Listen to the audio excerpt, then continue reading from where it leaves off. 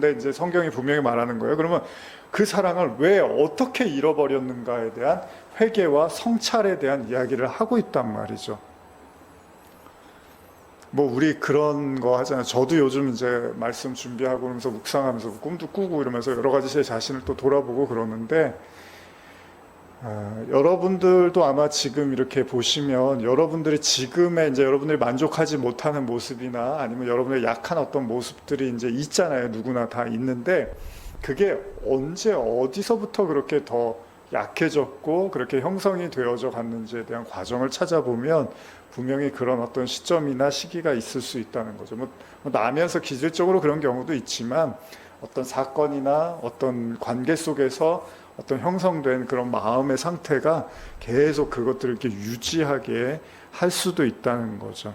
근데 의외로 그것들이 아주 오랜 시간이 지난 예전의 일일 수도 있다는 거죠. 그럼에도 불구하고 여전히 그런 어떤 사건과 그런 일들로 인해서 내가 지배를 받고 계속 그런 연약함을 가지고 있을 수도 있다는 거죠.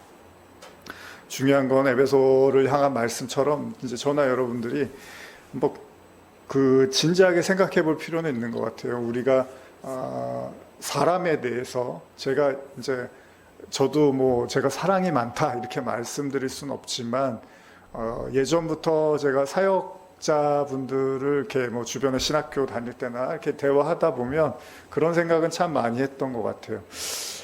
왜 그리스도인이라고 하는데 보통 일반 사람들보다도 더 차갑고 더 무뚝뚝하고 더 냉랭하고 왜 그럴까라는 생각을 이제 많이 했었는데, 또 생각해 보면 여러분이나 저나 뭐 착각할 수 있는 게 예수님 믿고 뭐 사역하고 뭐 교회 일을 많이 한다고 해서 사랑이 많고 그런 거랑은 전혀 상관이 없을 수도 있다는 거예요. 왜냐하면 유대인들의 모습이 그랬어요. 유대인들이 굉장히 하나님에 대한 열심이 있었고 뭐 성전에 대한 뭐 열정은 어마어마했고 제사도 그렇고 모든 면에서 그들이 최선이 있었지만 예수님은 절대 그들의 마음속에 사랑이 있다라는 말씀을 하신 적이 없었단 말이죠. 그러니까 우리가 착각하는 게 교회 일을 열심히 하는 사람들이 사랑이 많을 거다.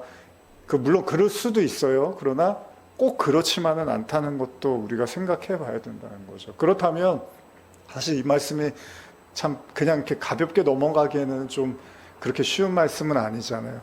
만약에 여러분과 제가 어떤 그 사랑, 물론 이제 여기서 말하는 사랑에 대한 이야기도 좀 깊이 생각해 볼 필요가 있는데, 이제 지금은 저희가 뭐 한 구절 한 구절 깊이 보려고 하는 건 아니기 때문에, 그러나 한번 말씀을 이렇게 곱씹으면서 오늘 이제 이렇게 시작하는 말씀 속에서, 그래 나는 정말 우리가 하나님 사랑, 이웃 사랑을 이야기하는데 만약에 이웃 사랑이 불가능한 거고, 인간은 원래 자기밖에 모르고 인간은 원래 그 나르시시즘이 강하기 때문에 사랑할 수 없지. 그러면 이런 말씀도 주실 필요가 없는 거죠. 뭐 처음 사랑을 회복해라 이런 얘기도 할 필요가 없는 거예요. 원래 너희들은 안 되니까 사랑하지 마. 사랑하려고 하지 마.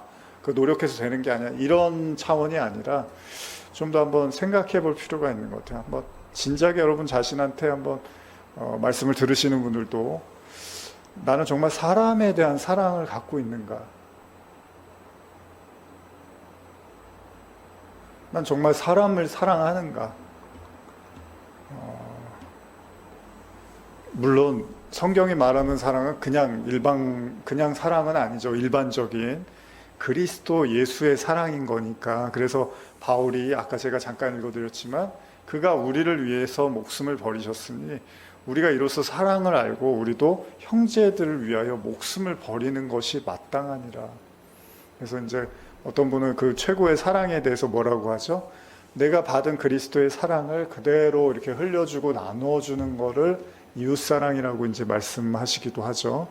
그런 차원에서 복음 전도 또 진리를 전하는 것이 사실은 큰 틀에서 또 사랑이라고도 볼 수 있다는 거죠.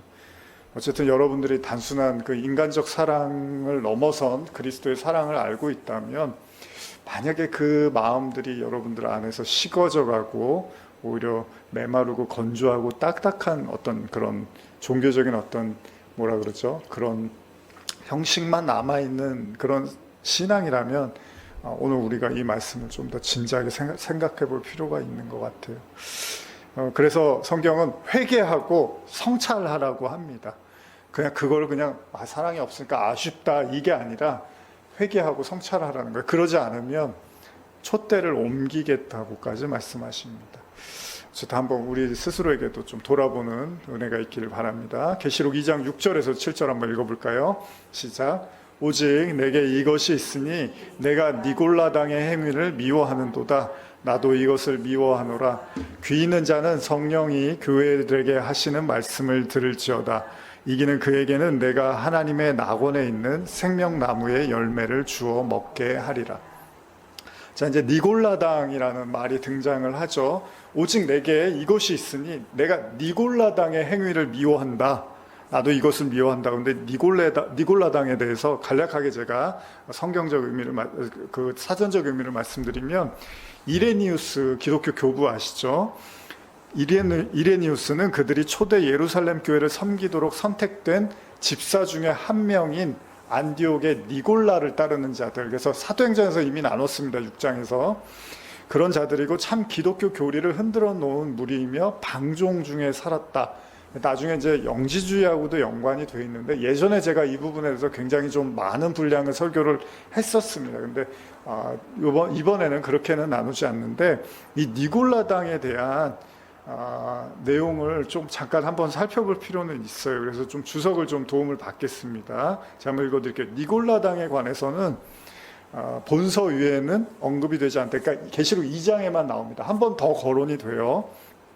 일반적으로 이것의 기원에 대해서는 두 가지 차원에서 이해가 되는데, 역사적으로는 이는 사도행전에 언급된 방금 말씀드린 7집사 가운데 한 사람인 니골라가 타락하여 만든 이단이라고 추측하는 거고요. 두 번째, 언어적으로 보면 이 니골라에 해당하는 헬라어 니콜라이토는 백성을 뜻하는 라오스와 없애다 혹은 정복하다를 의미하는 니카오의 합성어로 구약 성경에 기록된 이 발람이라는 이 발람의 뜻의 이름이 백성을 이긴이라는 뜻이 있거든요. 그러니까 그 내용하고 비슷한 뜻을 갖고 있어요. 거의 유사한 뜻을 갖고 있어요. 그래서 발람의 행위, 발람 이제 선지자였죠. 거짓 선지자로 나타나고 있는데, 이제 발락의 말을 따랐던 거짓 선지자로 유명하죠. 그래서 발람의 교훈이라는 말도 하는데, 이 발람의 행위와 동일시하며 하나님의 백성들을 파괴하는 거짓 무리로 이제 추측이 된다고 해요. 그래서 대부분의 학자들이 동의하는 바와 같이 니골라당은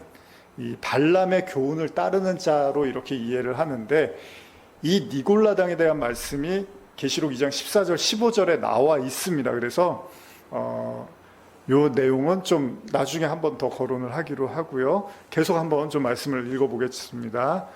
계시록 2장 8절에서 9절입니다. 시작. 서마나 교회의 사자에게 편지하라. 처음이며 마지막이요 죽었다가 살아나신 이가 이르시되, 내가 내 환난과 궁핍을 알거니와 실상은 내가 부요한 자니라. 자칭 유대인이라 하는 자들의 비방도 알거니와 실상은 유대인이 아니요 사탄의 회당이라. 사실 이 구절이 굉장히 이제 좀 충격적인 사실 말씀이기도 해요. 여러분들에겐 좀 익숙할 수도 있지만, 어쨌든 일단 서머나교에 대해서 간략하게 제가 말씀드리면, 인구가 한 2-30만 정도의 이제 항구 도시로 우리가 알고 있고요. 여기가 이제 향료의 수출지로 유명하면서 또 과학과 의술이 발달한 도시로 이제 알려졌습니다. 그래서 종교적으로는 이교 문화와 종교의 집합처로서 황제 숭배의 중심지였다. 이제 주석의 내용입니다. 그래서 서머나는 소아시아 도시들 가운데서 지리적으로나 정치, 경제, 문화적으로 우위를 차지했다는 거예요. 그래서 이제 이런 내용이 나와요. 복음이 순수하게 전달되지 못했다라는 내용이 나오는데, 아마도 이제 소위 말해서 좀 지적인 어떤 허영을 갖고 있는 사람들이 이제 복음의 좀 여러 가지 모양을 가미시키거나 뒤틀어서 복음이 전달되어지진 않았나. 또 반대로 복음을 받아들이는 사람들 입장에서 자신들이 이제 유식하고 똑똑하다고 여겨서 복음을 있는 그대로 받아들이지 못하지 않았을까라는 이제 생각을 해보는 거죠. 그래서 여기도 이제 황제 숭배가 성행하는 이제 혼합파와 박해가 뒤따른 도시였다고 보고 있습니다.